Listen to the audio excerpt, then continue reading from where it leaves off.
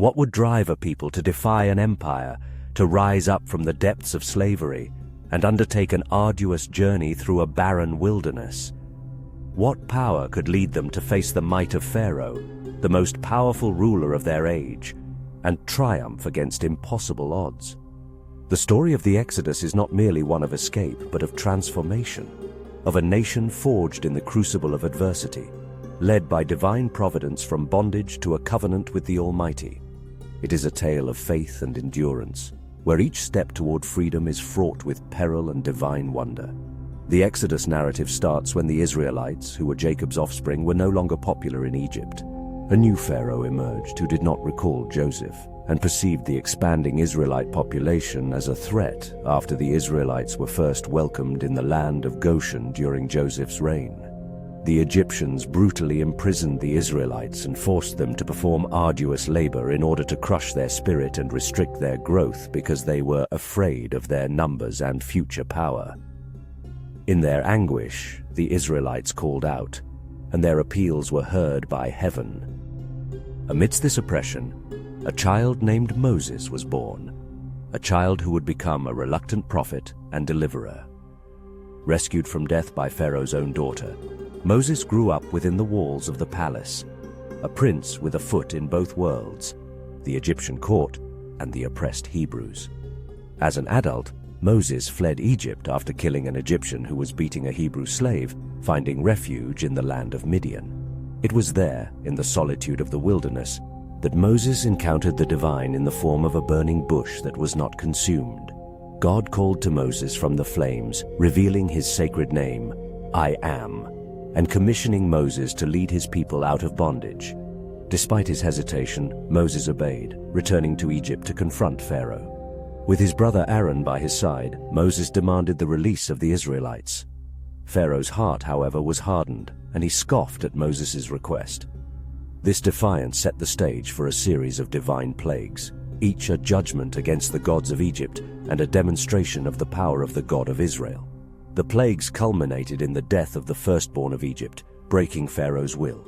In the dead of night, he called for Moses and Aaron and commanded them to take their people and leave. Thus began the great Exodus, a journey from slavery into the unknown wilderness, guided by the divine hand. The night of departure was hurried, a moment of liberation tinged with anxiety and anticipation. The Israelites, numbering in the hundreds of thousands, gathered their belongings and prepared the Passover meal as instructed. A lamb without blemish, its blood marking their doorposts as a sign for the angel of death to pass over their homes. The cries of grief from the Egyptians, mourning their dead, were still fresh in the air as the Israelites set out. The wealth of Egypt, given to them by their former captors in a desperate bid for peace, weighed down their carts. Gold, silver, and precious garments, offerings given in fear, were now tokens of divine providence.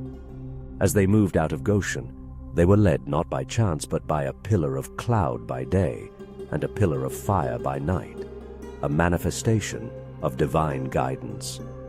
The journey through the wilderness was daunting. The path before them was fraught with uncertainty, and behind them lay the ruins of their enslavement. Yet, as they set out, their hearts were filled with a newfound hope. They were leaving behind a life of oppression for the promise of a land flowing with milk and honey, a land promised to their forefathers, Abraham, Isaac, and Jacob. Yet freedom was not easily attained. Pharaoh, overcome with rage and regret at the loss of his slaves, amassed his chariots and pursued the Israelites with a vengeance. The desert wind carried the distant rumble of Egyptian chariots, striking fear into the hearts of the Israelites. With the Red Sea before them and Pharaoh's army closing in, the people cried out to Moses in despair. "Were there no graves in Egypt that you have brought us to die in the wilderness?" they lamented. In this moment of imminent crisis, Moses, with divine authority, assured them, "Do not be afraid. Stand firm and you will see the deliverance the Lord will bring you today." At God's command, Moses stretched out his hand over the sea, and a miraculous wind drove back the waters, creating a path of dry land. The Israelites crossed through the sea, walls of water towering on either side. Pharaoh's chariots, in relentless pursuit, followed them into the parted sea.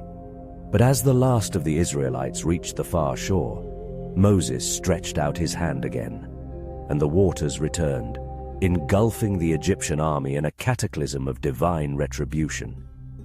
The mighty Pharaoh, who had once boasted of his power over life and death, watched his forces swallowed by the sea. The Israelites stood on the other side, free from their oppressors, singing songs of deliverance to the God who had saved them by his mighty hand. The jubilation of victory, however, soon gave way to the harsh realities of desert life. The Israelites, now freed from the lash of the taskmaster, faced the formidable challenges of the wilderness.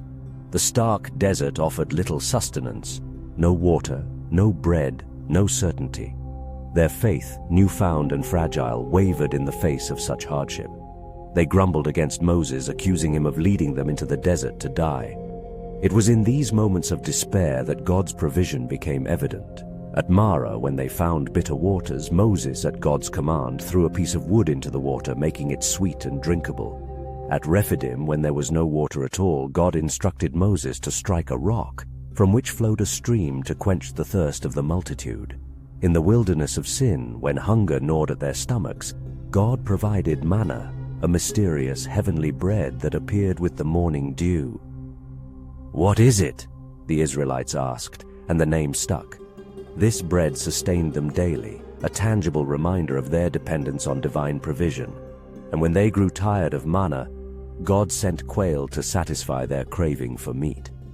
Yet, the wilderness was also a place of testing, a crucible where their faith was both forged and refined.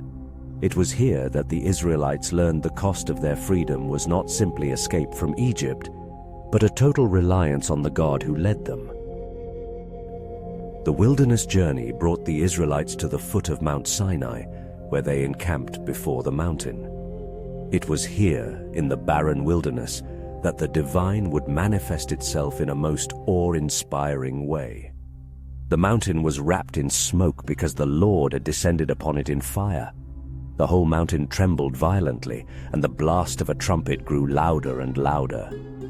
God summoned Moses to ascend the mountain, and there, in that sacred space, the terms of a new covenant were laid out. A covenant that would define Israel as a nation set apart, a kingdom of priests and a holy nation. The people were instructed to consecrate themselves, to wash their garments, and to prepare for the third day when the Lord would come down in the sight of all. When the appointed time came, the mountain quaked, and thunder and lightning filled the sky. The people, struck with awe and fear, remained at a distance as Moses approached the thick darkness where God was. It was in this divine encounter that God delivered the 10 Commandments, inscribed by his own finger on tablets of stone. These commandments, ranging from the prohibition of idolatry to the sanctity of the Sabbath, form the foundation of Israel's moral and spiritual life. They were more than laws. They were a divine charter for a liberated people, a sacred bond between God and his chosen nation. The voice of God, thundering from the mountain, left the people trembling. They implored Moses, "Speak to us yourself and we will listen, but do not let God speak to us, or we will die." The awe-inspiring revelation at Sinai marked a pivotal moment in Israel's journey, a moment when a liberated people became a covenant community, bound to their God by divine law. The giving of the 10 Commandments was but the beginning of a more comprehensive legal code that God would establish for his people. Over the ensuing days and weeks, Moses remained on the mountain, receiving detailed instructions regarding civil laws, religious rites, and moral conduct that would govern every aspect of Israelite life. These laws were not arbitrary but were designed to reflect the holiness of God and to cultivate a just and compassionate society. They encompassed everything from property rights and social justice to dietary laws and ritual purity. The law, as given at Sinai, was a radical departure from the law of Egypt, where they had known only oppression and servitude. It was a divine blueprint for a society where justice, mercy, and righteousness would prevail. A society where every individual, from the greatest to the least, was bound by the same covenant and protected by the same divine promises. as a potent tale of deliverance, hope, and divine purpose. The Exodus story never goes out of style. It is evidence of the timeless fact that emancipation is a covenant that unites the human soul with the will of God, rather than merely an act of flight. Going through the wilderness did not mean that the Israelites were leaving slavery behind. Rather, they were traveling toward a divine destiny that would reverberate throughout history and serve as a source of inspiration for faith and bravery in the face of injustice. If you liked our content, don't forget to share this video with your friends, and subscribe to the channel. Until then, peace.